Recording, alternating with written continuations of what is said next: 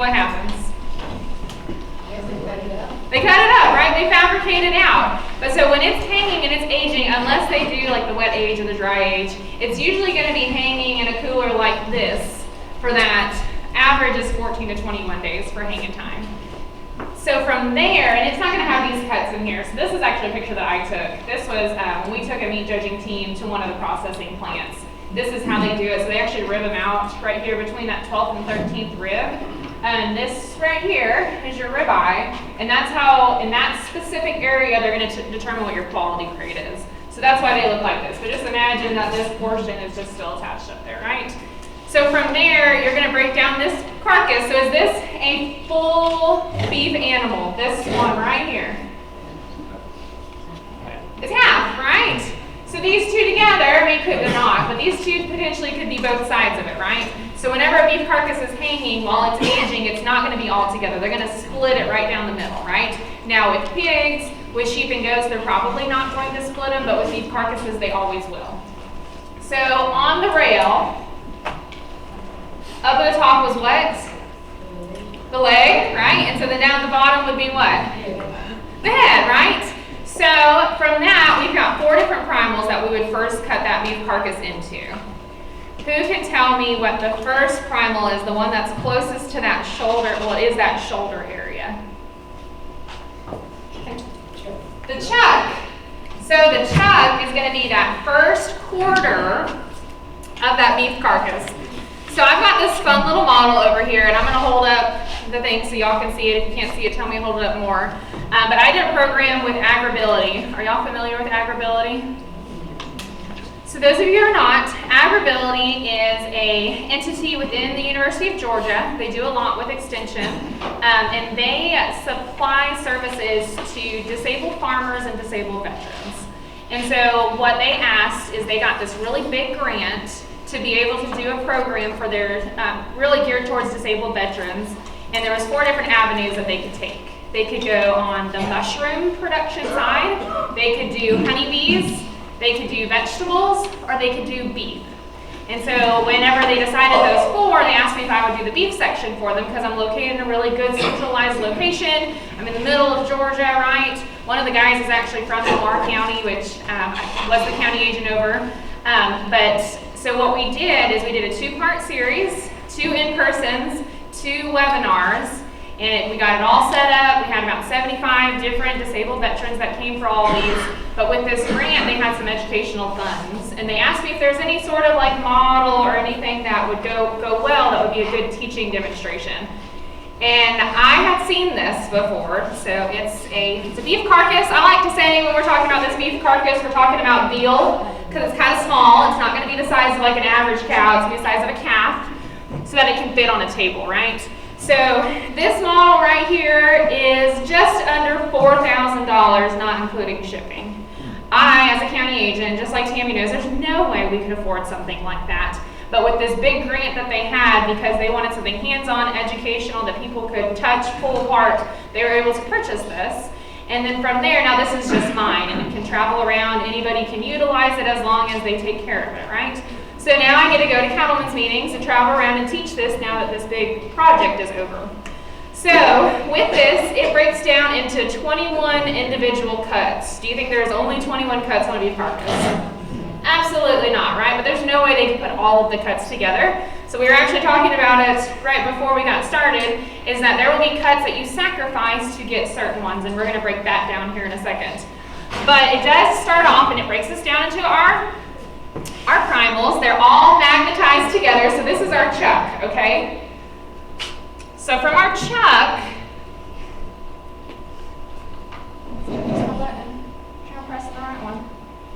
after our chuck, if we're looking at that beef carcass, the chuck is going to be down here, right? If it's hanging on the rail, it's going to be down here. That's the first thing that a butcher is going to cut off, right? Because it would be dumb to try to cut off the thing that everything's hanging from, right? So you're going to start with that chuck area. Then, what's after the chuck? What's that next primal called? The rib, right? So our next primal is going to be our rib.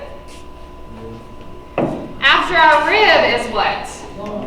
The loin. And so this is where the most expensive cuts from a beef animal come from. And then what's our last quarter? Well, the sirloin, portions of the sirloin are going to still be with the loin. The round, right? So we've got our chuck, our rib, our loin, and our round, or our rump, whatever you want to call it. So chuck, rib, loin, round, right? Then from each of those sections, there's a lot of different cuts that you can get. This terminology I pulled straight from the beef checkoff, okay? So this may not necessarily be how I would name these cuts. It may not be how Tammy would name these cuts, but this is coming straight from that website that the consumers can see, okay? So some of the popular cuts from our chuck are gonna be like, who's ever had a chuck roast before? So did you know there's different types of chuck roasts? So the chuck roast is just literally a roast that comes from the chuck area. So there can be 7-bone roast, there can be arm hock roast, there can be boneless chuck roast, there can be chuck eye roast. There's different types of chuck roast. It's just a roast that comes from that area. What is the deciding factor that makes a cut of meat a roast versus a steak? Thickness, or how thick? Depends on the person. Depends on the person. Steaks a whole lot thicker than most people. So there is kind of an average that they say. So 2 inches or above is considered a roast, and 2 inches or below is considered a steak. Who has ever had a 2-inch thick tenderloin? So by that standard, you ate a roast, right? All about your lonesome. Congratulations. But that's just the standard, right? And then we kind of look at it and say, all right, so maybe we can't get the thickness because it's something that's coming from the round and it's odd shaped. Then we look at like 2 pounds or higher is for sure going to be a roast, and 1 pound or less could be more on the steak side. But really that standard is the 2 inches. There's kind of a gray area in some of those, right? So from this chuck, on my little model over here, it's going to break down into some cuts. So on this list, one of the things on this chuck is not going to be listed because the first thing, you have your whole side, right? Then that whole side is going to break down into your quarters. Then those are going to be your primals. Then you'll have subprimals, and then you'll have individual cuts.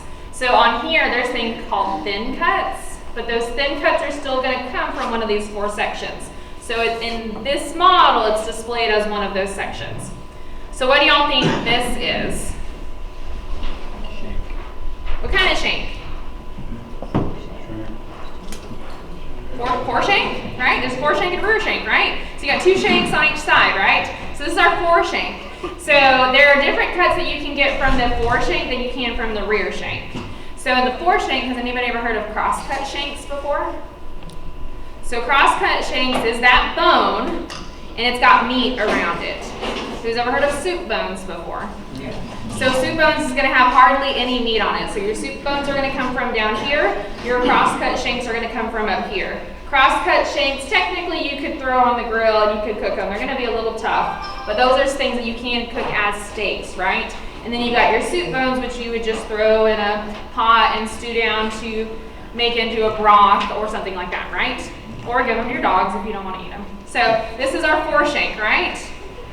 So then what do you think this little thing that our 4 shank connects to is? So you've got your arm, right? What does your arm connect to? Your shoulder, right? So you've got your shoulder right here. Do you think there are some really cool cuts that come from your shoulder? Shoulder roast. Shoulder roast or trim, right? So this will be like where a lot of your ground meat and different things would come from. Just because it's a small muscle, they're not really going to have steaks that are going to come from that area. So you've got your shank, you've got your shoulder, and then from there is something that is very popular in Texas. It's not as popular here in Georgia, but the people do make it. What do y'all think this is? Brisket. The brisket. So when I used to teach Introduction to Animal Science, I would talk about how the way we accumulate fat, the way animals accumulate fat. Let me back up. The way that cows accumulate fat, right? So this is not accurate by any means. It's just a good visual picture if you're learning about it. So they accumulate fat from front to back. So what I would say is that an animal is going to eat their food and they're going to swallow it and it's all going to sit right there in that brisket. So that's going to be the first area they're going to accumulate fat, and then it's going to move back from there. So they're going to accumulate fat like that, but then they're also going to accumulate fat within the muscles too. So the last way that they accumulate fat is it goes front to back, and then it goes from the outside to the inside. So what type of fat do you think is the last fat they get? Intramuscular. So what is that? Marbling. That's what makes the grade, right? Literally, that is what makes you have a high grade or a low grade. So the last type of fat that they're going to accumulate is going to be that marbling. So we've got our brisket, where our fat's going to start first. What do you think's under the brisket on the chuck? Chuck ribs, right? So a lot of people didn't realize that there are chuck ribs. So yes, you got your brisket, then you got your chuck ribs. Then this. And like I said, this only goes in 21 different pieces, so it's not going to have all these other things. What do y'all think this is? It's going to be your eye, your chuck eye roast, right? This is going to be your chuck eye. So from here, this is where you get your 7-bone steaks. You can get, so your arm pots are going to lead into this and into your shank over here, or your boneless chuck roast. There is one cut that is about the second most tender cut on a beef carcass. Does anybody know what that is? It's a steak. So that's chuck eye steak.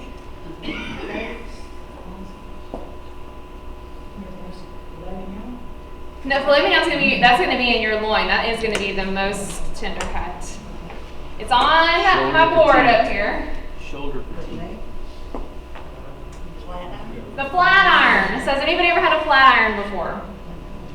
So would you think that a tender cut would come from the chuck? I wouldn't. The reason I wouldn't is because what happens in the chuck area? They're walking, right? So that's where all that locomotion is. So you would think that where they're having all this locomotion, there's not going to be tender cuts.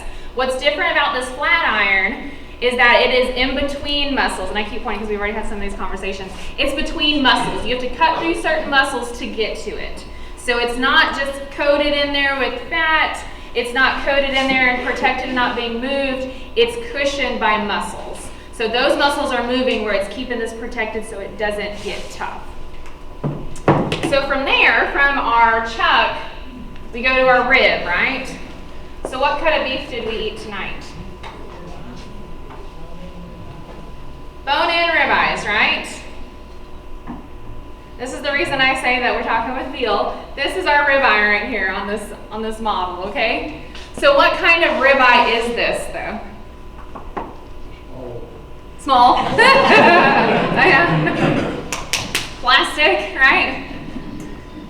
What is this? A bone-in, right? So there's different types of bone-in ribeyes, though, right? What's that super cool one? Tomahawk. The tomahawk, right? So what is the difference between a tomahawk steak and a bone-in ribeye? The length of the bone, right? So a tomahawk steak is always going to be a bone-in ribeye, but a bone-in ribeye is not always going to be a tomahawk steak. Does that make sense? Because it's based off of the length of the bone. So did we have tomahawk steaks tonight? No, because that bone was flush with the end of that ribeye, right? So that was just a bone-in ribeye. Tomahawk steak, you think they're going to be a little bit more expensive? Yes, right? Because it's with that bone. Plus, it's going to add more weight to it, right? And it's just a really cool factor. So when you go to a restaurant and you come in, you got this big, huge ribeye with this huge bone coming outside. That's just cool, right? And so you can upcharge for that experience. So is it still going to be the same amount of meat on a bone-in ribeye and a tomahawk steak? Should be. Is it going to be the same amount of meat on a tomahawk steak, a bone-in ribeye, and a boneless ribeye? Should be, right? Because it's just taking that meat off of that bone. So in our rib area, we've got our ribeyes, right?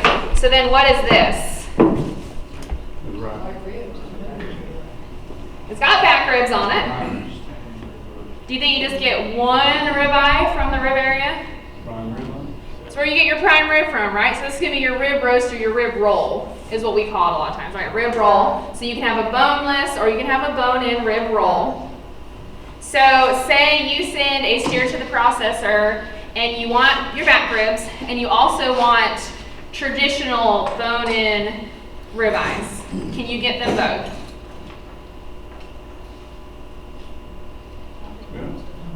Depends on how many you want to each.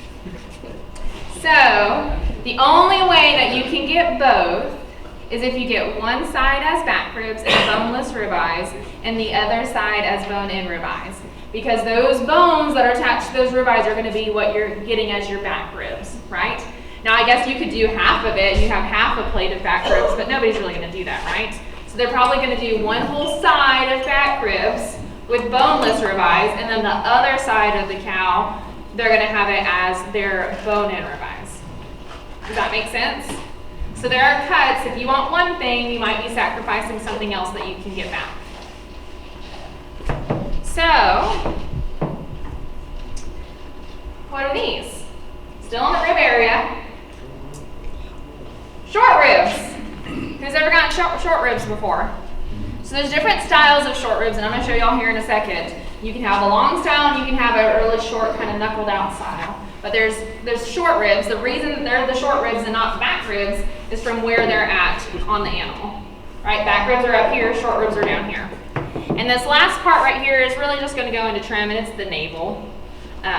There's not really any like super popular cuts that are going to come from there. All right, so what's after our rib? Our loin. What is the most expensive cut? The most tender cut? Porterhouse. So, most expensive and most tender. So your tenderloin, right? So here's our porterhouse. Remember, we got a calf, okay? This is our porterhouse. So is a porterhouse a T-bone? So porterhouse is a T-bone. Is a T-bone always a porterhouse? No. No. All right. Look, y'all are so smart. So we've got our T-bone, right? So this is going to be the roast side of it. So on one side of the bone is going to be your tenderloin or your filet mignon, right? What's on the other side? Ribeye. Your New York strips. So you got your tenderloin on one side, and you got your strip loin or your New York strip steaks on the other side. So, porterhouse side, T-bone side. A porterhouse will always be a T-bone, but a T-bone's not always going to be a porterhouse. I would say maybe a third in, and then you're not going to have any more porterhouses. And it really just depends on the animal, on how big those muscles are.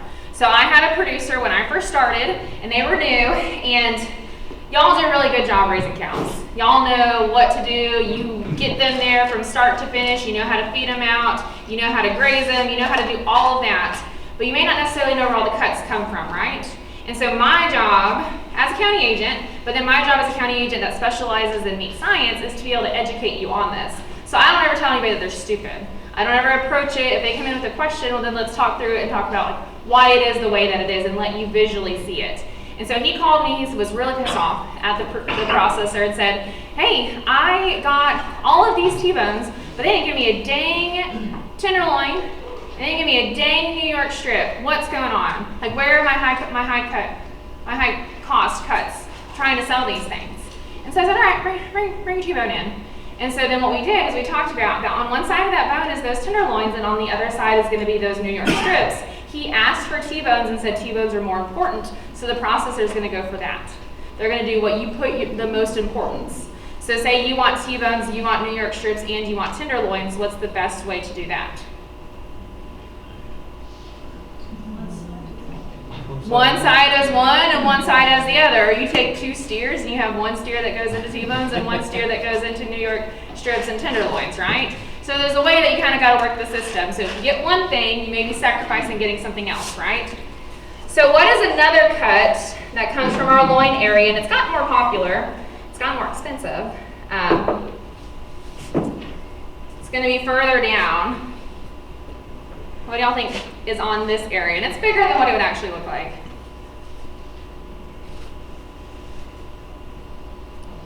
Make sure it's sitting up on this one. I think I have two. Where do I have it?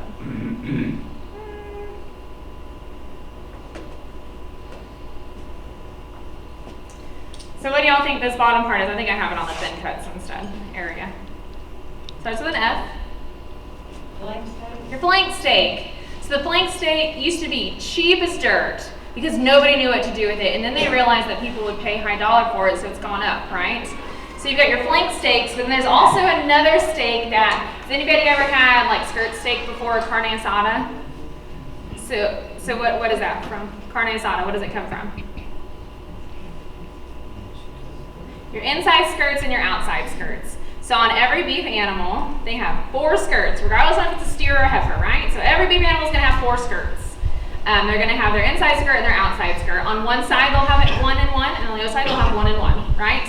So that's going to be what you're going to do. Like your street tacos is going to be made out of typically, unless it's a roast, and then your carne asada is typically going to be that skirt steak. Skirt steak and flank steak are very similar. A lot of people confuse them, and I'm going to show y'all a picture here in a second on why, and then you can know the difference if it's sitting in front of you. So then on our loin, we've got the other section. Some of it's on here. So we've got our tenderloins, our New York strips, our T-bones. Those are going to be really popular steaks that we have from the loin. There's another steak that's really popular. If people are trying to be lean and eat less fatty steaks, they're going to probably choose this option. A sirloin. So the sirloin, a boneless sirloin, is the easiest way to give somebody a certain amount of ounces in a steak too. So with like your T-bones and stuff like that, you're going to have the weight of the bone that's attributed to it. But with sirloin steaks, you can maneuver it a little bit better so that you can have a specific amount of ounces, right? With your T-bones, depending on how big that porterhouse section is, it might be really thin to get a certain amount of ounces, or it could be a lot thicker. So, but with your sirloins, you can maneuver them to all be the same thickness and same width. Now they have bone-in sirloin steaks. Have y'all seen those? And those suckers are huge, right? And your boneless is what you're typically going to see at a restaurant. So we got our sirloin. Then what's this part down here?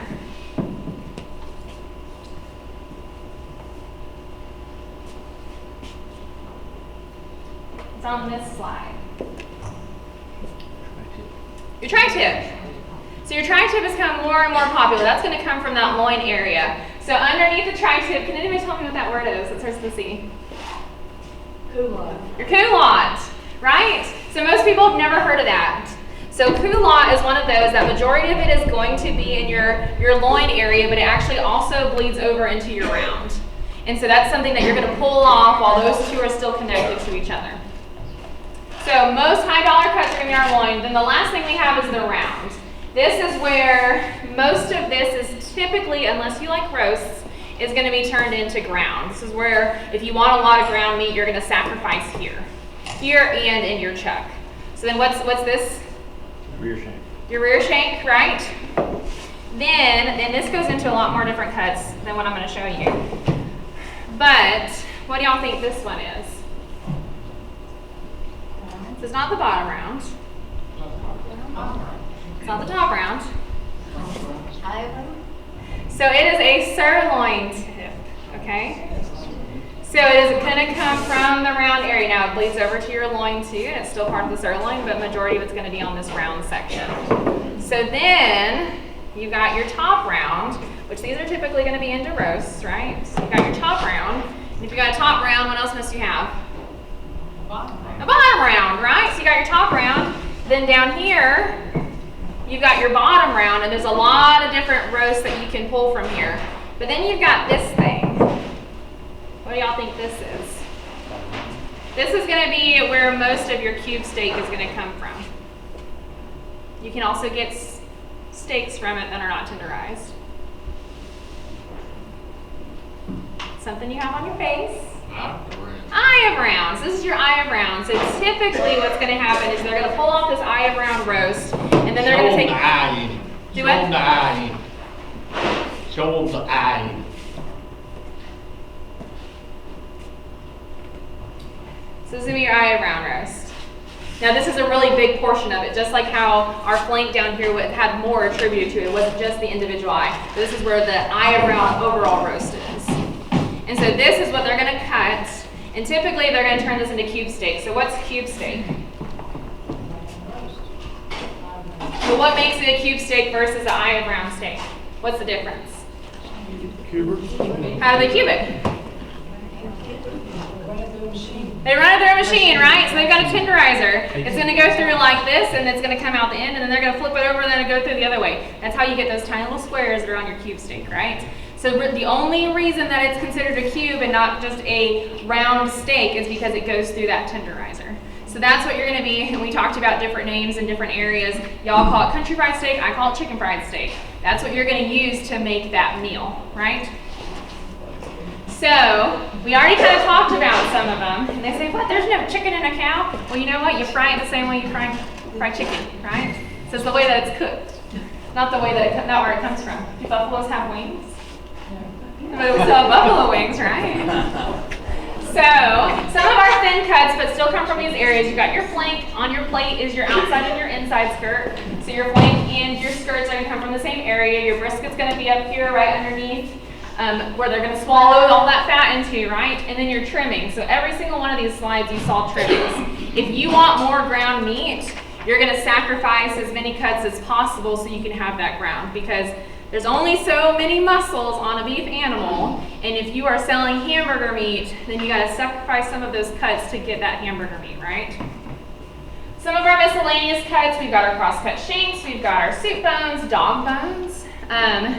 My dog ate a lot of femur bones in her younger age. She's 10 years old now, and from about 0 to 5, she had a new femur bone every week, because a lot of people just didn't want them, and so instead of them going to the trash, we just took them home, right? So I would always ask for anything back. What is this, though? This thing right here. Y'all ever heard of that? So a hanging tender is the only muscle cut, the only lean cut that you're going to pull off when that carcass is still hot. So it's going to be hanging, and I'll show you a picture here in a minute, but it's going to be hanging in the inside of that body cavity. It's going to have nothing surrounding it but like your KPH, your kidney, pelvic, and heart fat, maybe. And so the reason it's pulled off hot is that when it hangs for 14 to 21 days, then it's going to shrivel up and it's going to be nothing. And then that ends up going into offal because it's not anything that's going to be palatable to eat, right? So then you've got some of these other things. Who's ever had kidney before? So if you haven't had it, a lot of people might, if you're anemic or if you know somebody that's anemic and needs to have more iron in their diet, they'll tell you to do kidney, liver, and heart. In my county, we play football with kidneys and hearts. So, I mean, it's just the kids. It's called, we have cow tongue football, we've got kidney football, we've got heart football. So, I mean, you can go into stuff, but it's also a really good educational thing that you can see because it kind of looks like a really small brain. So it's cool for the kids to be able to interact with and play with. But then a lot of people will just kind of put it in the offal. Liver, y'all ever had liver before? Yes. Liver and onions, my mom loves it. Tongue, has anybody had tongue before? It's a really good roast, right? You gotta skin the tongue though before you have it. What about oxtail? Super popular, super expensive, right? Nowadays. So the reason it's really expensive is because it's hard to fabricate out. So once you start to skin that animal, where does oxtail come from? It comes from the rear end, right? What else comes out of the rear end? Yeah. It's where the animal poops, right? So there might be feces on there. Do y'all wash your calves down before you send them to the processor?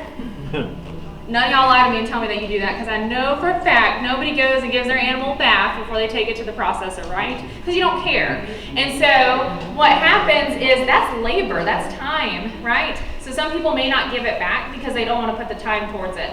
The moment that feces get back on that lean, it has to be cut off. It cannot be washed off. So any milk, ingesta, or feces that get back on the lean, on the muscle, that gets cut, that's sacrificing a cut. So if you don't have people working in your processing plant that can do that right, why would you jeopardize that? Why would I tell Tammy I'm gonna give her oxtail, and then my worker messed up and we didn't get it? She'd be pissed off at me, right? And then she's gonna go tell her buddies, don't go over to Haley's processor. So, I mean, it's just one of those things. That's why a lot of people just don't jeopardize it. All right, now that we learned about all these cuts, let's see what y'all remember, okay? See how good you are. We're going to the grocery store, okay?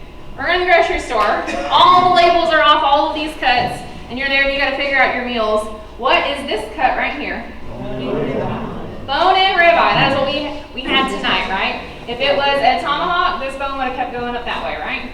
Yes. So what is this? New York strip. What's this? T-bone. Whole porterhouse.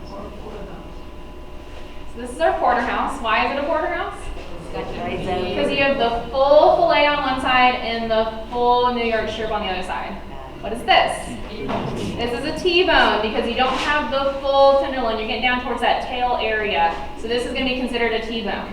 But what makes it a T-bone is literally that bone right there in the middle. The moment that you take that bone off, it's a New York strip and a tenderloin. You can have no tenderloin right here as long as that bone is still attached to that New York strip, still T-bone. What's this? Brisket. Brisket. Y'all are so smart. What's that?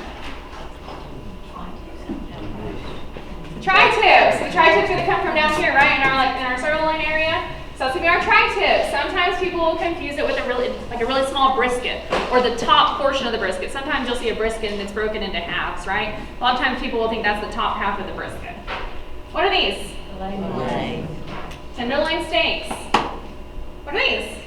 Short ribs. Short ribs. So you can have longer short ribs that have multiple ribs attached, or you can have individual kind of like knuckled out short ribs. What is this? This is a skirt steak. The reason you know it's a skirt steak is the muscle goes this direction. Okay? Hey, let me ask you a question. Okay? If, between a porterhouse and a T-bone, they're both the same cuts of meat, right? Is the fillet better on a T-bone or a porterhouse?